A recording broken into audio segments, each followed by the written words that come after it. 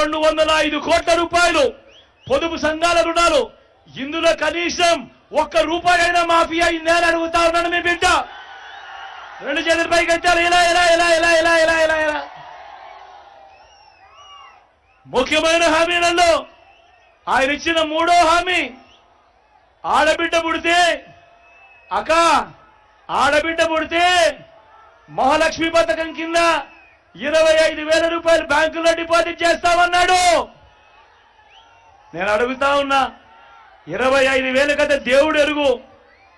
ఆయన హయాంలో ఏ ఒక్కరి బ్యాంకు ఖాతాల్లోకైనా కనీసం ఒక్క రూపాయి అయినా చంద్రబాబు వేశాడా అని అడుగుతా ఉన్నాడు మీ బిడ్డ. 2 చేతుల పైకి ఎత్తారు. ఇలా 4వ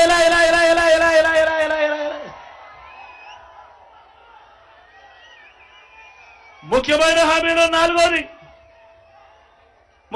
హామీలో 4వది ఇంటింటికి ఉద్యోగం ఇవ్వకపోతే నెల 2,000 రూపాయలు నిరుద్యోగం తన్నాడు.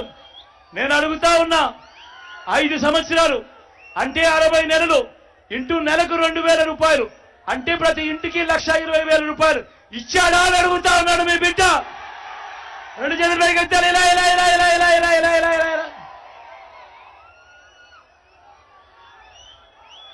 5వది హామీ, 5వ ముఖ్యమైన హామీ, అర్హులందరికీ 3 సెంట్ల స్థలం కట్టుకునేందుకు పక్కా ఇల్లు అని అంటా ఉన్నాడు.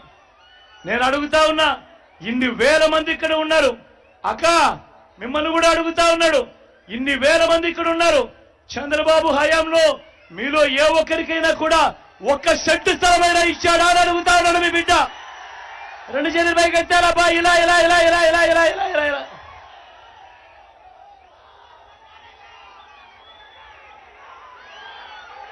10,000 కోట్లతో బీసీ సప్లాన్, చేనేత, పవర్ లూమ్స్ రుణాలు మాఫీ అన్నాడు. అయ్యిందా?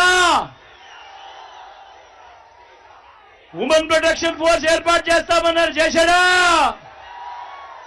సింగపూర్కు మించి అభివృద్ధి చేస్తామన్నాడు. జరిగిందా? ప్రతి నగరంలోనూ హైటెక్ సిటీ నిర్మిస్తామన్నాడు. జరిగిందా?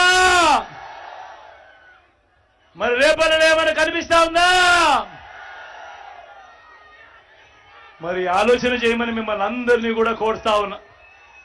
ఈరోజు ఈ ముఖ్యమైన హామీలు అని అంటూ 2014లో సంతకం పెట్టి చంద్రబాబు నాయుడు పంపించిన మీ ప్రతి ఇంటికి పంపించిన ఈ పాంఫ్లెట్ లో ఒక్కటంటే ఒక్క హామీ అయినా జరిగిందా అని అడుగుతా ఉన్నాడు మీ బిడ్డ. ఈసారి మాత్రం అబ్బా 2 చేతుల పైకి ఎత్తాలి గట్టిగా. ఇలా పోనీ ప్రత్యేక హోదా ఇచ్చాడా? దాన్ని కూడా అమ్మేశాడు.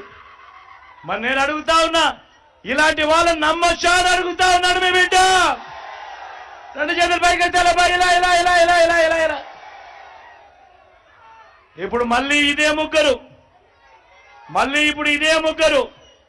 మళ్ళీ ఇదే చంద్రబాబు ఇప్పుడు ఏమంటా ఉన్నాడు? సూపర్ 6 అంటా ఉన్నారు. నమ్ముతారా? సూపర్ 7 అంటా ఉన్నారు. నమ్ముతారా అన్నా?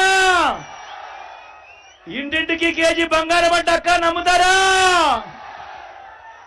ఇంటింటికి బెంచ్ కారు కొనిస్తారంట, నమ్ముతారా తమ్ముడు?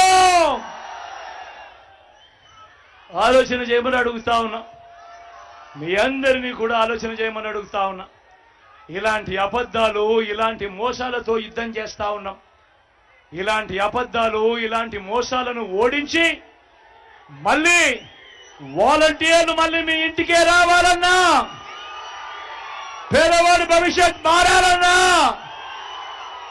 పథకాలన్నీ కొనసాగాలన్నా, లంచాలు వివక్ష లేని పాలన జరగాలన్నా, మన పిల్లలు వారి చదువులు వారి బడులు బాగుపడాలన్నా, మన వ్యవసాయము మన హాస్పిటల్లు మెరుగుపడాలన్నా, ఇవన్నీ జరగాలంటే ఏం చేయాలి?